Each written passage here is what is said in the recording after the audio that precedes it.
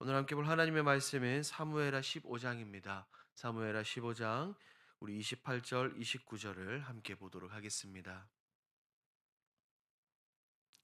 사무엘하 15장 28절, 29절 우리 한 목소리로 함께 읽습니다. 너희에게서 내게 알리는 소식이 올 때까지 내가 광야 나루토에서 기다리라 하니라. 사독과 아비아달이 하나님의 궤를 예루살렘으로 도로 메어다 놓고 거기 머물러 있으니라. 아멘. 오늘 본문은 압살롬이 반역을 일으키자 다윗은 백성들과 함께 예루살렘을 떠나 피난길에 오르게 됩니다. 이때 제사장들과 레위인들이 하나님의 궤를 메고 다윗을 따르지만 다윗은 그들을 다시 언약궤를 가지고 성으로 돌려보냅니다. 다윗은 자신의 처한 상황을 자신의 힘으로 해결하기보다는 하나님의 뜻에 맡기는 모습을 볼 수 있습니다. 오늘 본문을 조금 더 깊이 살펴봅니다.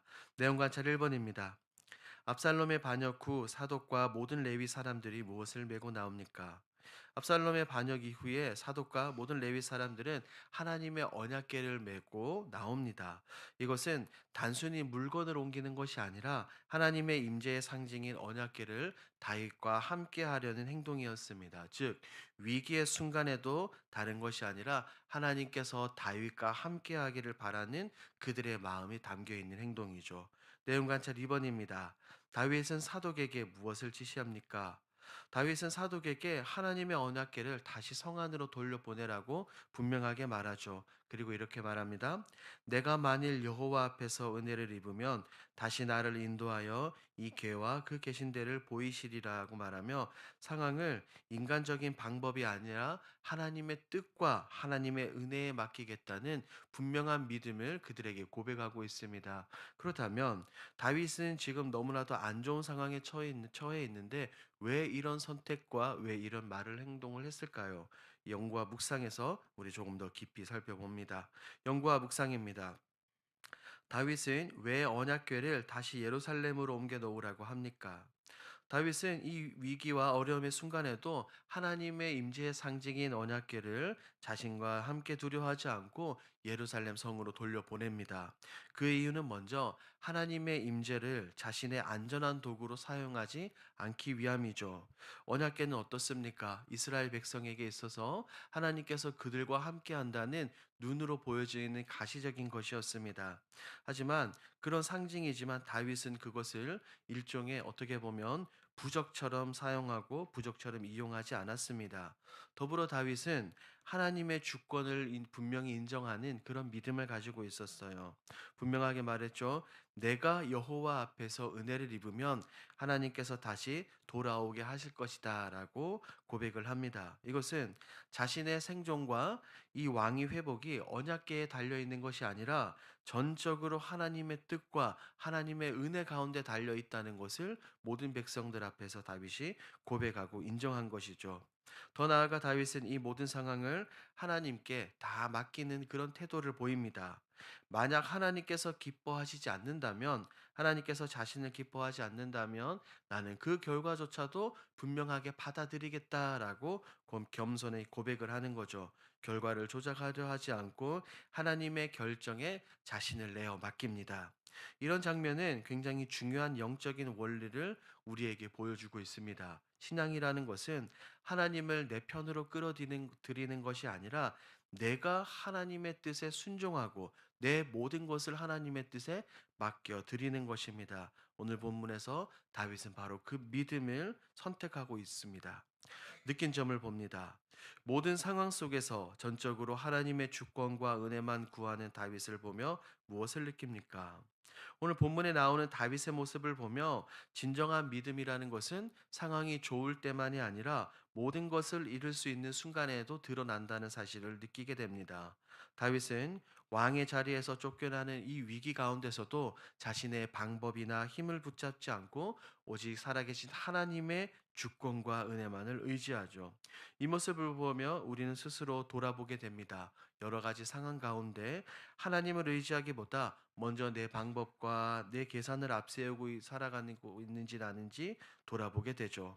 겉으로는 하나님을 믿는다고 말하면서도 실제 삶 가운데서는 모든 것을 결과를 내가 통제하려는 모습이 있다는 것을 깨닫게 되죠.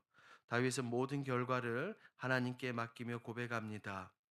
이 고백을 통해 하나님을 신뢰한다는 것은 처음부터 완전히 끝까지 모든 것을 맡기는 것이라는 사실을 깊이 느끼게 되죠. 그래서 이 말씀을 통해 우리가 살아가는 가운데 어떤 상황에 놓여 있든지 간에 하나님을 이용하려 하기보다 하나님께 나 자신을 맡기며 내 뜻이 아니라 하나님의 뜻을 알고 그 뜻에 온전히 순종하는 이 믿음의 삶이 얼마나 중요한지를 깨닫게 되는 겁니다. 적용을 봅니다. 내가 하나님이 아닌 내 힘과 방법을 의지한 적은 언제입니까? 우리는 이 믿음의 길, 순례의 길을 걸어가는 가운데 때로는 어려움을 당하기도 합니다. 일이 급해질수록 내가 먼저 기도하기보다는 계획을 세우고 하나님을 찾기보다는 사람을 찾고 방법을 계산했던 때가 있었음을 깨닫게 됩니다. 겉으로는 입으로는 하나님을 믿고 신뢰한다라고 말하지만 실제 선택의 순간에서는 하나님보다 내 경험과 판단을 더 신뢰했던 그런 모습들이 있을 것입니다. 이런 모습들은 성경 속에서도 종종 찾아볼 수 있어요. 대표적으로 구약에 나오는 아브라함이죠.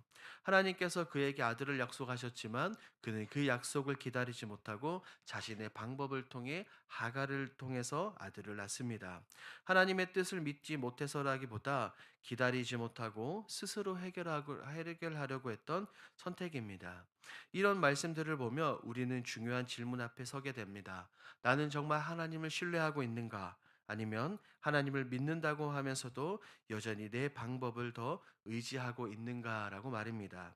오늘 다시 하나님 앞에 내 계산과 내 방법을 내려놓고 하나님의 때와 하나님의 은혜, 하나님을 전적으로 신뢰하는 삶으로 돌아가야겠다는 분명한 결단이 우리 가운데 필요한 것입니다. 마지막 결단을 봅니다. 하나님의 주권과 은혜만을 의지하기 위해 오늘 무엇을 실천하겠습니까? 오늘 이 사무엘하 말씀을 생각하며 다음과 같은 결단을 해보는 것은 어떨까요? 먼저는 어떤 결정을 하기 전에 내가 그 자리에서 가장 먼저 말씀 붙들고 엎드려 기도하는 것입니다.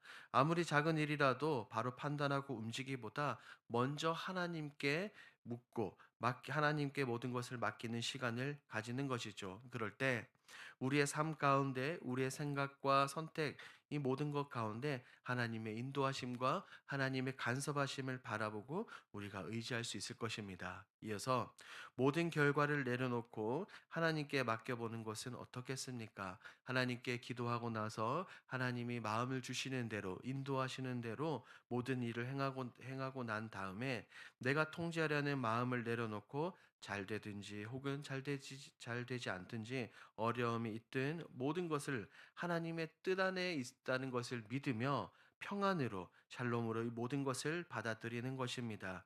오늘 본문에 나오는 다윗처럼 전적인 믿음으로 100% 하나님을 의지하고 하나님을 신뢰하는 것이죠.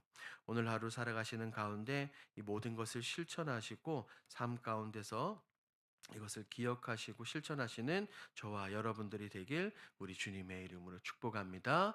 아멘. 오늘 들은 말씀을 기억하며 함께 기도로 나아가겠습니다.